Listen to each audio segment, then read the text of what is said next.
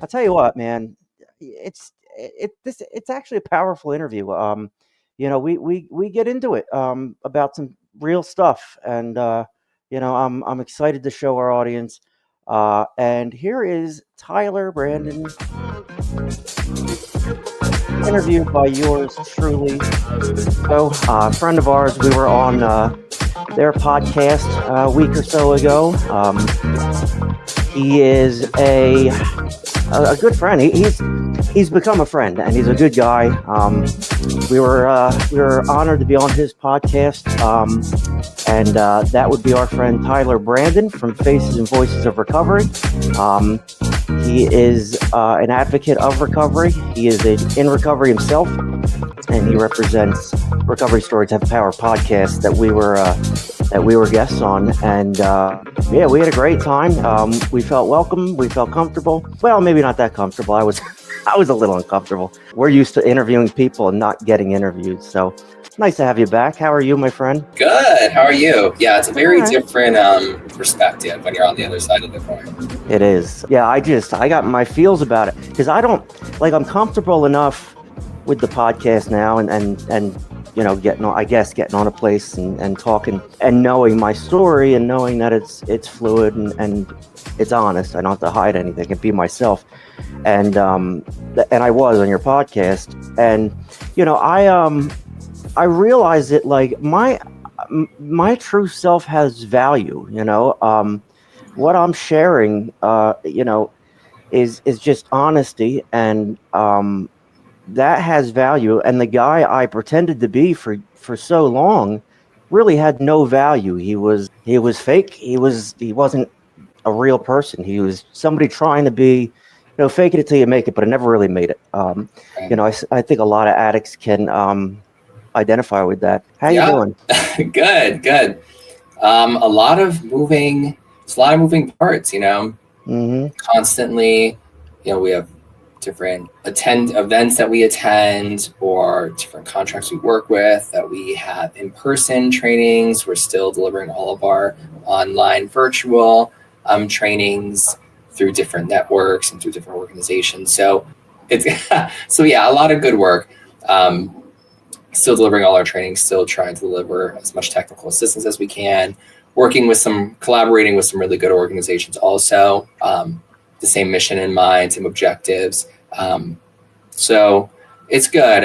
Hopefully some really good opportunities next year that are in the works and discussion. So we'll see how it pans out. But let me ask you honestly, is it hard being in the corporate world of it? Because I know anytime I went into the corporate world of anything, the corporate side of it, took over. It kind of it blurred the message for me. But I'm also like an idiot. But is it hard being in the recovery world corporately?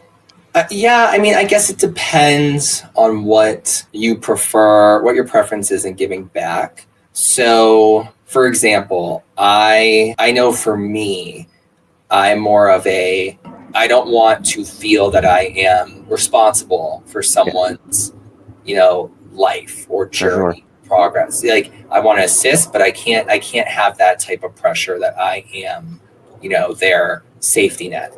You're not going to be useful if you're overloaded. Right. That's everybody. It's a kind of general statement, but yeah, I mean, I can respect what you do. It's got to be a challenge, but rewarding at the same time, because you're spreading the message, and the message. You are in recovery, and we kind of know your story.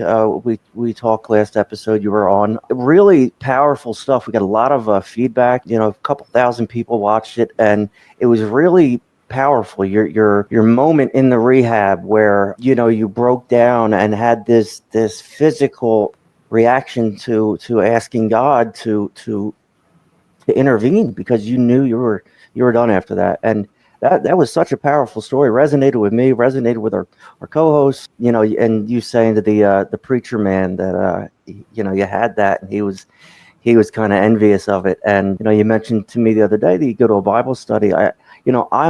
I'm a Christian, without a doubt.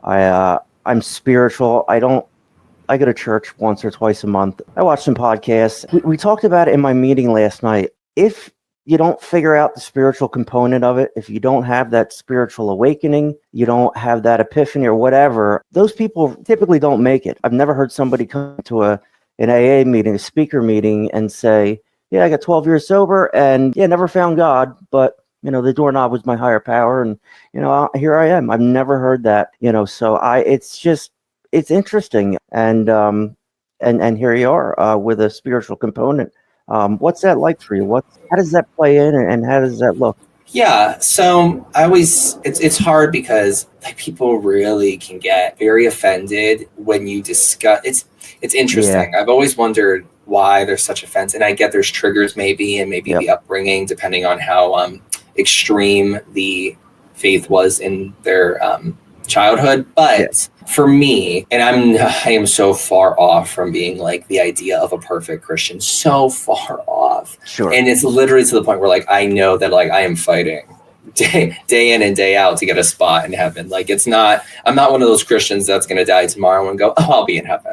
Because I catch those all the time, and I'm like, oh, that must be nice to be that confident. But no, I'm literally like, I have no idea. So for me, I have to keep trying, because I know the same way I do something good in this minute, I'll probably throw vulgarity in 5 minutes and be like, it's just innate. Like, it's just something that's always been part of me in a way. And I've been speaking the way I speak for so long that it's like, you're trying to change terminology. You're trying to change. And another thing, like, we all gossip.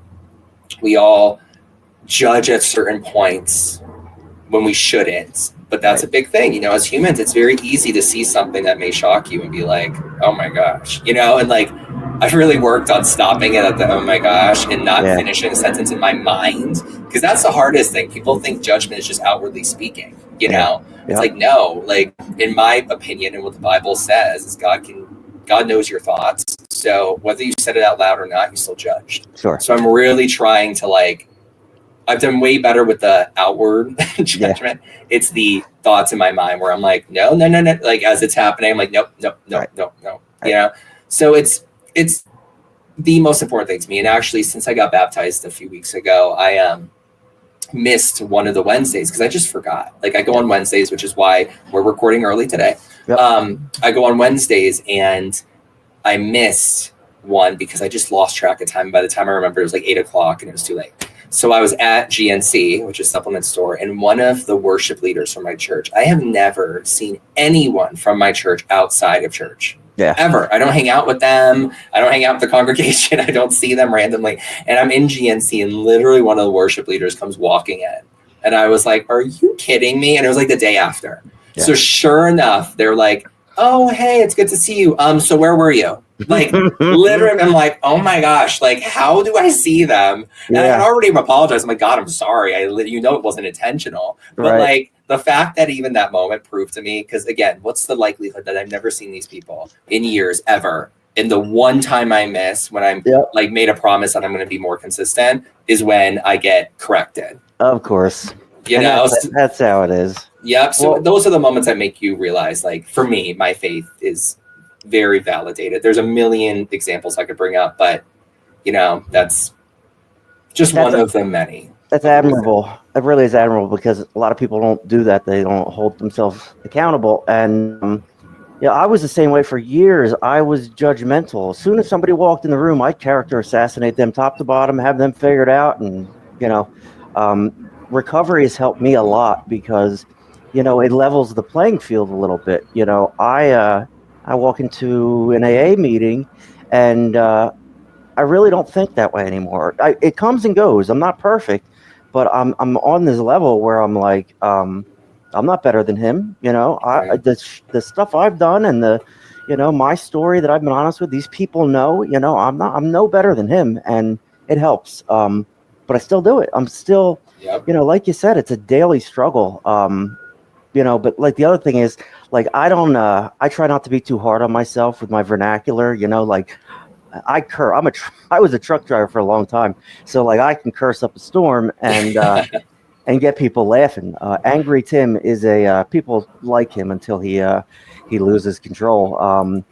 So I'm naturally like an aggressive, I try not to be not better these days, but like, I'm naturally like, I can curse like, my parents watch this show, and if I say shit, I'm in trouble, you know.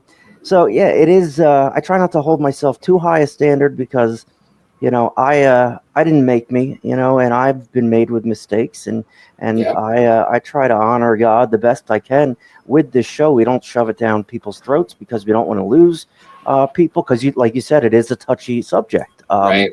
Right. The Catholic Church, there's a lot of stuff that muddied the waters, and a lot of agnostics, and so like we don't want to alienate any group whatsoever. Yeah.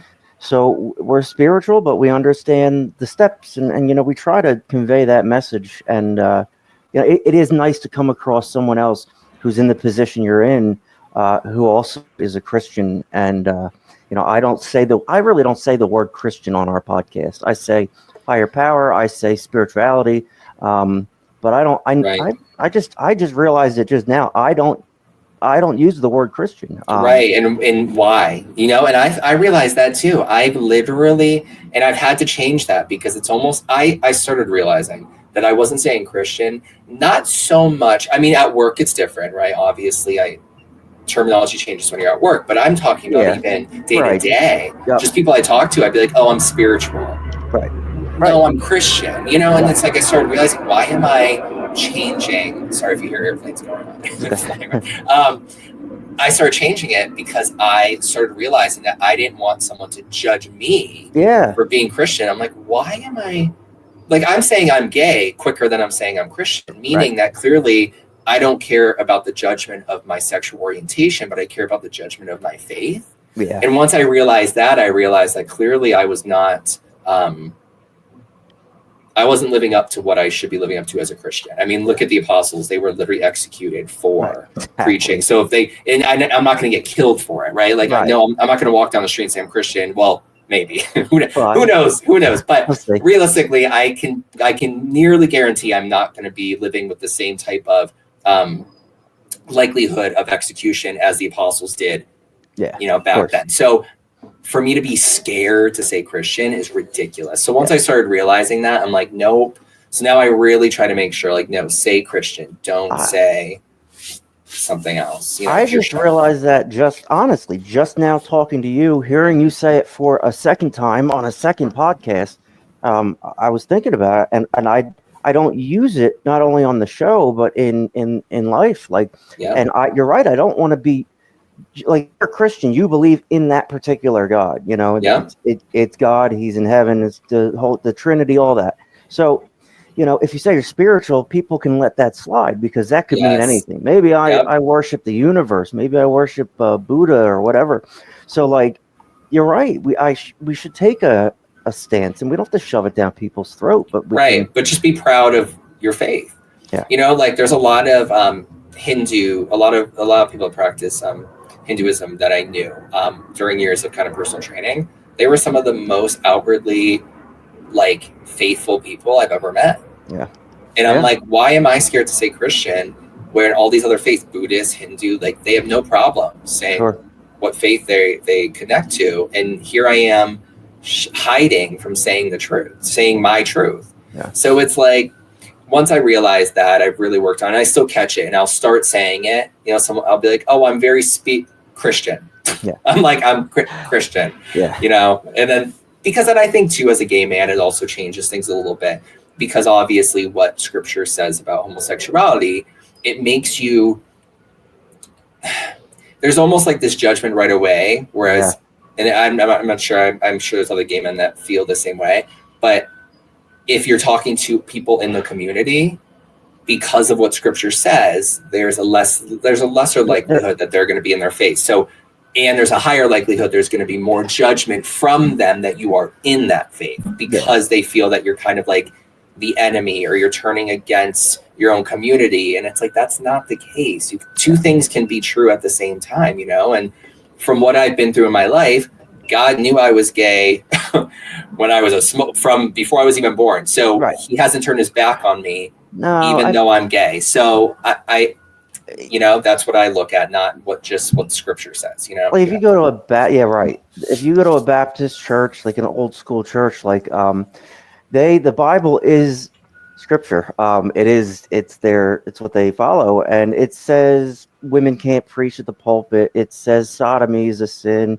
It says a lot of nonsense that doesn't resonate with me or most people today, because Right. we're such a diverse group now, and if you're holding one group, out of your world, you're missing out on good people. So we don't. Yep. We're turning into not doing that as a society, which is a relief. But like this is what I kind of believe. I hear you say, you're working on getting to heaven every day. Um, I wonder, and I'm not speculating on your personality or your life, but like, do you feel like you come into the game negative as it is, or in a way, and maybe to certain people, but like being gay, like, do you feel like you have to work extra? Is that a correlation, or am I stretching? No, that's true. I mean, that's a really fair point. It definitely seems that you're okay. And again, I'm speaking for myself. I'm not speaking on behalf of the gay Yeah, community. But right. for me, I feel that. Oh, here's another plane. But for me, Sounds like a I 727. I live right near Westover Air Base, which is Yeah. in Chicopee, Mass. So it's Yep. like a huge Air Force base. But anyways, and I'm still single. I don't know why I haven't found a military man yet. But anyways, that just made me realize, like, why are they not finding me? But anyways, That'll happen.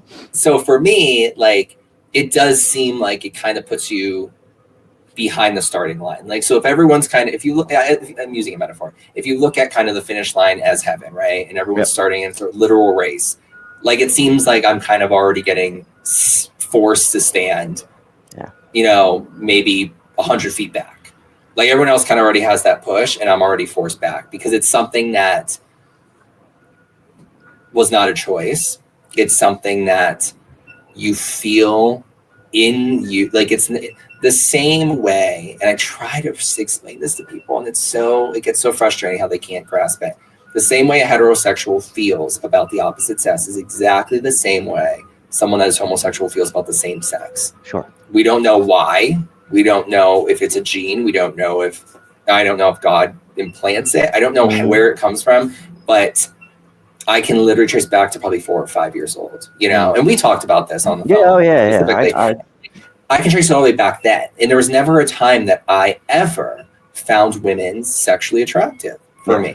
So it's not something that, like, I was pushed into. And if anything, my family, they weren't homophobic, but my father was from a farm town, very rural. Like, he did not, it took years for him to really, because I have a gay older brother. So it took years from that experience for him to be accepting. It was not overnight. So yeah, sure. It wasn't something I was scared to say in my family, but it also wasn't something I knew was going to be like, yay, I didn't know where it was going to fall. Right. So for me, it's one of those situations where it's just something that was always there. And I did feel like, and it did keep me away from my faith for a few years, to be honest. It was something that I was like, well, would God even want me to go to church if he's telling me that basically, or if the Bible's telling me I'm an abomination, So as a gay man, you sit there and think that, because why would you want to invest in something that's maybe a waste of time? Right. No, really, I cannot. My God does not exclude homosexuals, blacks, whatever. My God is a loving God. He's not a vengeful God. Right. And the Bible was written by men 200 or 2,000 years ago. It's just times were different, and people were different, and they were evolving, and right. Angels showed themselves, and it was easier to have faith back then, because today there's no angels showing up, and like everybody's like, oh, I can believe in that because I can see it. Right. With us, our faith has to be true, because we have to believe and walk in something that we can't see. We don't have a tangible icon or idol or whatever to look at. God didn't show up at the Super Bowl. You know what I mean? It's like we have to make a choice. And it's a messed up world out there. So right. It is.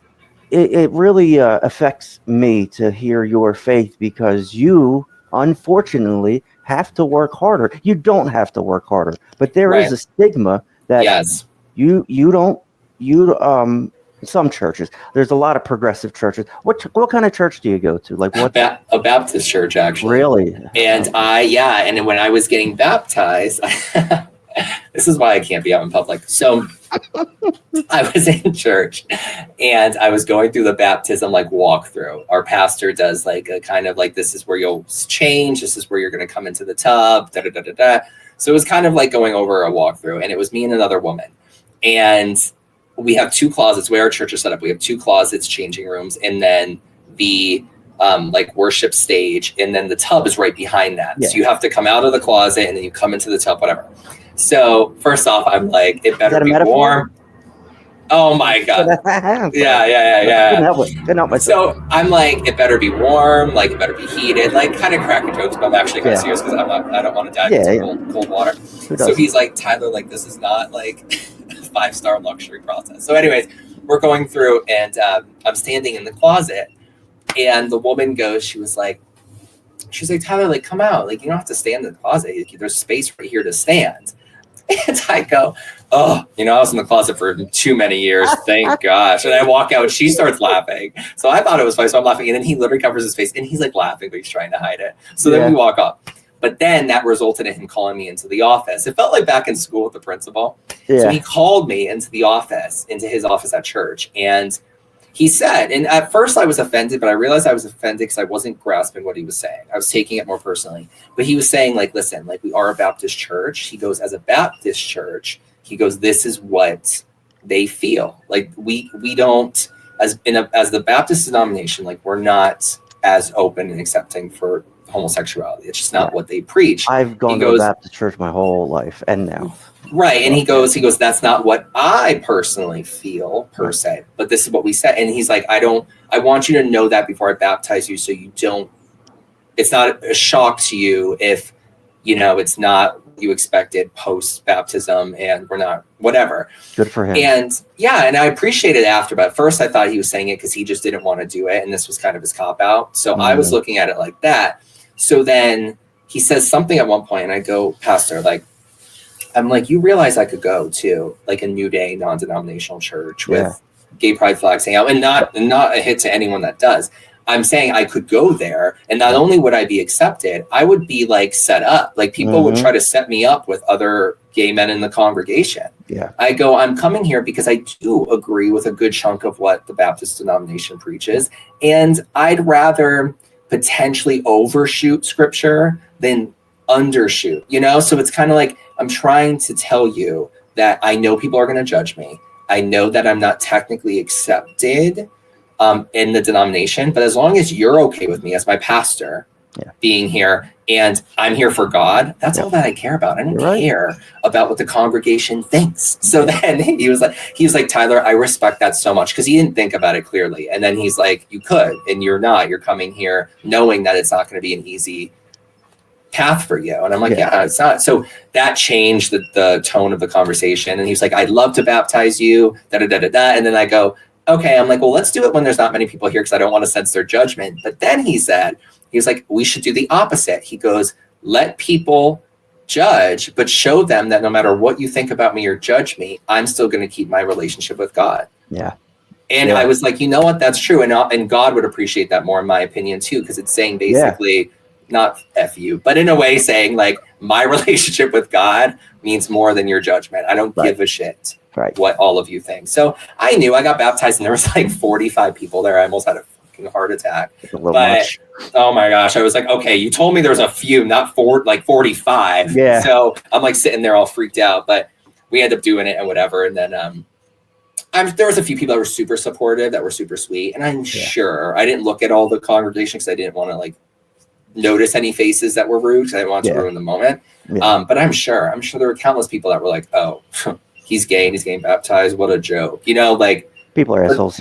Yeah, but that's them. So I always tell people, don't let your faith stop you. Don't let other people's issues with you stop you. You know, if you're a prostitute and you're trying to get on your feet, I'm serious. If you're a prostitute trying to get on your feet, like, and you can go to church and make it work, and it's just going to take some time to get out of that lifestyle, go to church. Yeah. Don't let people's judgment like, oh, she's still doing whatever. Yeah, because she's probably saving money to get out of this lifestyle. So like, go to church, Practice your faith. Don't be ashamed. Don't feel bad. Don't ever think God would prefer you not to be there because maybe you're not living up to his expectations. That's not the case. What a great message. I kind of related to me, a drug addict, going to AA because I prefer that structure and I prefer that the group conscience more than NA.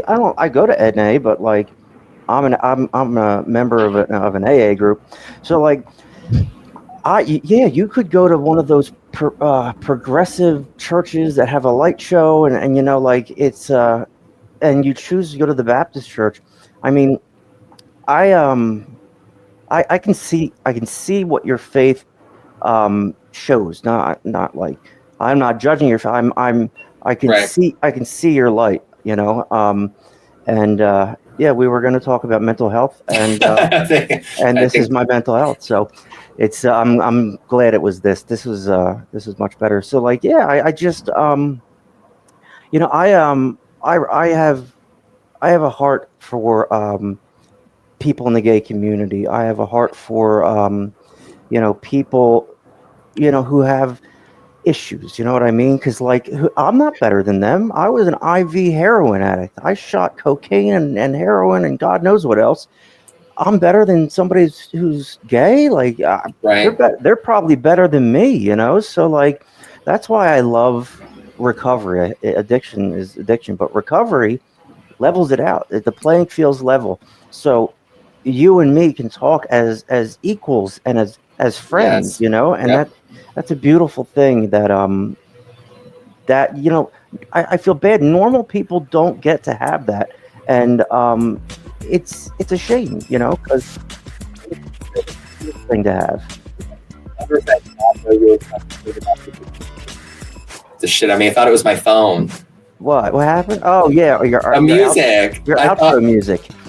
yeah, I was like, oh my gosh, I thought my phone was going off, and I'm like, well, we're gonna have to edit that out. Never mind. You're in a real production here, buddy boy. You know. I know. Yeah. See, all of our music gets thrown in after, so I don't. Well, the editing part Like of a this, candle doing 2 shows a week, and you know we're doing live shows now, so it's I know. I see you guys' little notification pop up sometimes on my YouTube.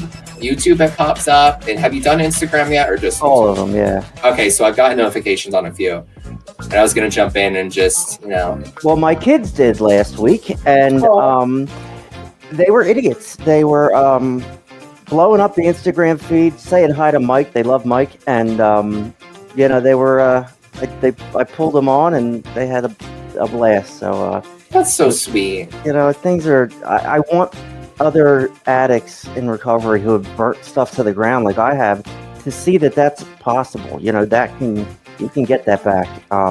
You know, my kids wanted nothing to do with me.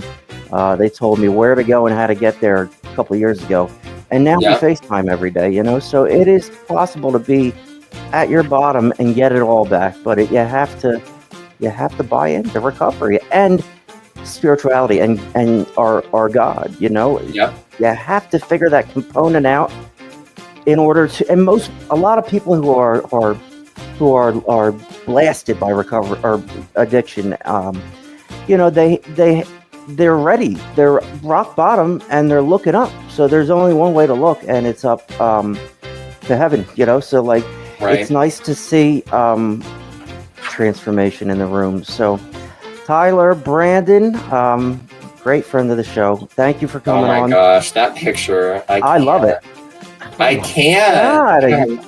First off, my hair is short now, but secondly, I feel like I looked, I don't know. And I know where exactly. I was at an Italian restaurant when I took that picture, and I was bloated too. I remember being so disgusted with myself. Stop it.